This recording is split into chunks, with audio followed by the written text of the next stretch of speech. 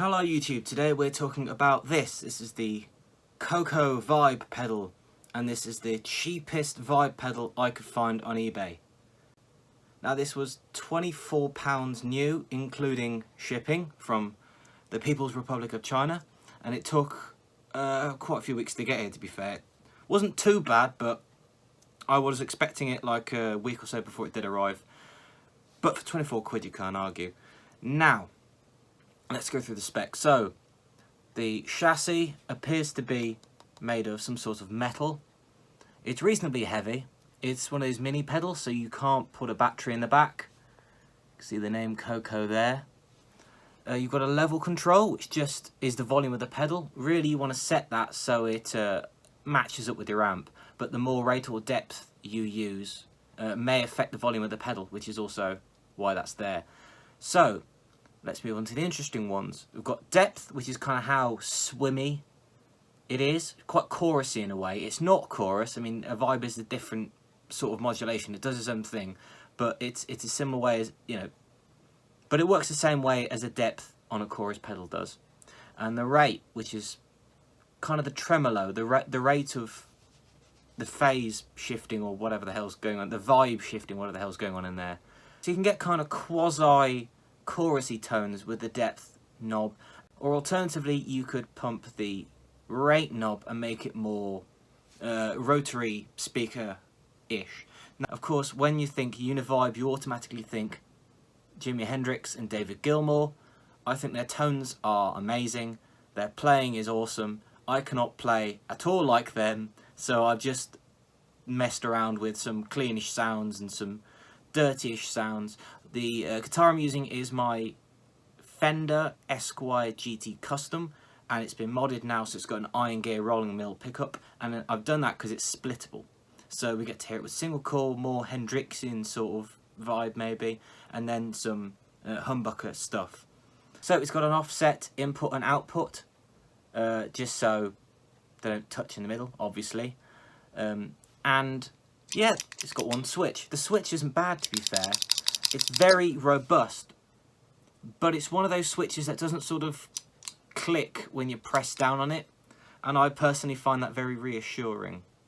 The LED's nice and bright, it's a red LED. One thing I will say about this pedal is when you first turn on your pedal board, this does come on for like maybe half a second, and then it turns itself off. But that's just the first time. Like if you've got the power supply and you turn your little, you know, or you plug it in, just so the power starts getting through. For a second it goes, oh, hello, and then it quietens down. But it doesn't like turn on or anything, it's just there. So that's a bit strange, but it all works perfectly fine. All the pots aren't scratchy, and it's quite lightweight. It's got no screws on the back, so it's just sort of clicked together, I assume. So I was looking into univibe pedals, and I looked at an article, I think it was the Guitar Magazine, formerly called Guitar and Bass. I think it's that one or Guitarist, or The Guitar, one of them. And they're on about good univibe pedals, and this was in the bottom budget basement. These are half decent, you know, they'll kind of do you, they're really ridiculously cheap sort of section. And I thought, you know what, well, it was up for 30 quid, and I thought, well, it might have come down since then, so I googled it, I looked for it on eBay, and I found it for 24 quid and free shipping. So I figured I'd give it a go. You know when they get the urge just to make a big wall of noise and just go mental with lots of fuzz, and I think a chorus doesn't quite do it in the same way as a univibe does, and the univibe doesn't do it quite like a flanger does, and I'm not really a flange kind of guy. That sounded dirty. I'm more of a chorus guy. So the univibe is a great sort of halfway house where you can feel the definition in all the notes, and it's not like a chorus where there's two versions of the note, but you can feel it sort of bending and twisting in the air like some sort of sonic snake. Enough of my yakking, here's some sound clips.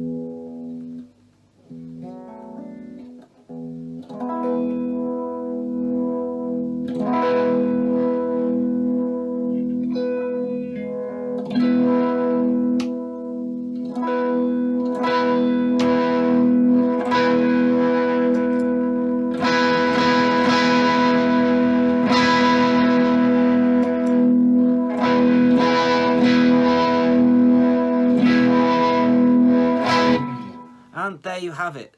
That's the Kokko Vibe pedal. A very inexpensive, the least expensive vibe pedal I could find on eBay. I hope this has been helpful. Thank you very much for watching. Leave any questions down in the comments and I'll try to get to them. Until then, I'll see you next time.